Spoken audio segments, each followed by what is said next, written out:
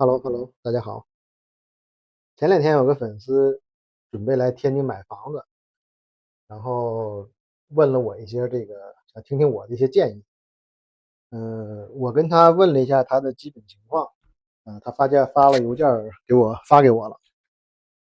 然后我就今天就针对他的基本情况吧，给他一些个人建议纯属个人看法。他是这么说的，他基本情况就是北京工作，然后在铁路系统，收入还算稳定。然后媳妇儿是属于这个领失业金的状态，然后孩子2周岁。他现在就准备来天津，然后他之前也找中介呀也好啊什么的做了一些工作了，所以他现在把目标选定在了河东区的太阳城地区。太阳城是一个大型居住区吧。然后他也说了一下他为什么这么选呢？因为通勤方便，太阳城那个地方有地铁2号线，而且到天津站只有5站的距离，宇东城到天津站，时间也不会很长。然后他自身条件可能也够不到这个顶级的学区，比如和平区啊什么的。然后所以就综合各方面，他准备让孩子在太阳城上一个9年一贯制的学校。太阳城有2所，一个实验学校，一个是七中教育集团太阳城学校。呃，他最开始就是考虑过虹桥他可能是考虑从西站，因为虹桥是有这个天津西站，考虑从西站通勤北京，坐1号线什么的。但是后来发现虹桥的房子太老确实是虹桥区的房子，二手房确实很老，年头很长。然后我先大概说一下吧，他这个想法我觉得其实挺成熟了已经。因为你要是通勤的话，其实就是西站或者这个天津站。然后西站的话呢，你可能就住在1号线6号线周围，就是虹桥区河北区这一带。这两个区对于这个义务教育阶段其实水平没有河东区高水平高，这是我个人认为是然后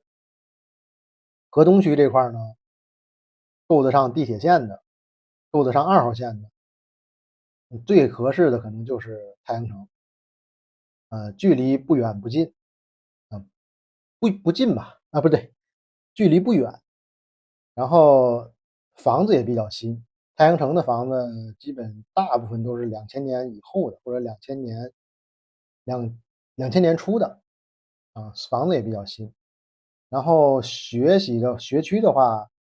也还好主要是河东区的第4学片。当然河东区最好的学片是第3学片，但是第3学片可能他通勤不是太友好，所以他选定了这个太阳城的，就是所在的第4学片。我觉得这个想法其实挺成熟了，挺成熟了。因为第4学片我多说两句第4学片是一个特别大的学片，河东区最大的。你想，它小学就11所，有香山道小学这是万金村那一块的，还有二中心在向阳楼那一块，还有什么行知小学东兴小学，还有凤凰小学，还有太阳城地区的丽苑小学，很多。中学也有7所，102、八中、香山道、盘山道、七中太阳城还有这个实验学校，还有一个25年新增加的叫金华学校，属于102中学的一个分校吧。确实是比较多。所以呢，他给孩子选择上这个9年一贯制的学校，就避免了中学的时候去一些就是不太好的垫底校吧。所以这个想法其实挺成熟的。我这边其实首先我是肯定了他这个想法，然后只是一些具体的一些细节方面的分析吧。我查了一下就是如果你上这个太阳城学校的话，这个对口的就是它的招生范围离地铁站比较近的，基本就是紫玉园、丹丽园、绿轩园还有蓝山园啊，这四个，当然还有别的啊，我就不念了。就这几个里边，我觉得紫玉园离地铁站比较近啊，离学校也不远。然后这个蓝山园、绿轩园就是离地铁站跟离学校属于地铁站跟学校中间吧。啊，这个其实我首先说这个都是很新的房子，都是2000年初左右建造的，还有就是更新一些的。这个2000年以后的房子，大家不要觉得20多年了，这个房龄很老什么的，没有。房子的使用寿命，只要是正规设计、正规施工的，它的使用寿命就是比我们想象的要长很多。啊，我多说一句，就是和平那边有好多解放前的老房子，现在都在使用，也没有什么太异常的情况，还在使用，所以这个大家也不用太纠结这个事儿。然后我就具体说一下吧，基本上我同意他这个观点，就是人先过来，先租个房子，然后熟悉一下这个环境啊，比如说你可以，比如在紫玉园啊，这四个小区，这四个园儿挂牌量都挺高的。你比如你在紫玉园租个房子，你可以边住着边看着房子，然后这个可能都不需要通过中介，你通过这个物业啊，或者通过贝壳，大体看一看 VR，你基本上能锁定是哪个房子。那么你可以跟业主直接聊一聊，然后也可以通过小区里的老人了解一下这个房子，对吧？有没有一些不太吉利的事发生过呀什么的，对吧？这个就比你直接从北京过来看房，然后买房子要靠谱的多啊，这个我是非常同意的。然后孩子2岁，可能还没到那个上幼儿园的年龄，但是那我也建议先过来啊。那点租房的钱，其实你不用，没多少钱，也不用计算，也不用考虑，因为你熟悉这个环境，你花这个钱熟悉了这个环境，而且你现在又不买，对吧？比如你1年以后买的话，那个时候这个房价下跌的这个钱数，同一套房子下跌的钱数，应该是高于你这个租金的啊，这个我敢肯定高于这个房子1年的租金。呃，我觉得就按你计划实施吧，就按你这个步骤来走吧。然后我查了一个，我在法拍房里边看到了一个蓝山园的房子，我大概跟你说一下啊，这个房子是个5楼的顶楼，然后法拍房70平米，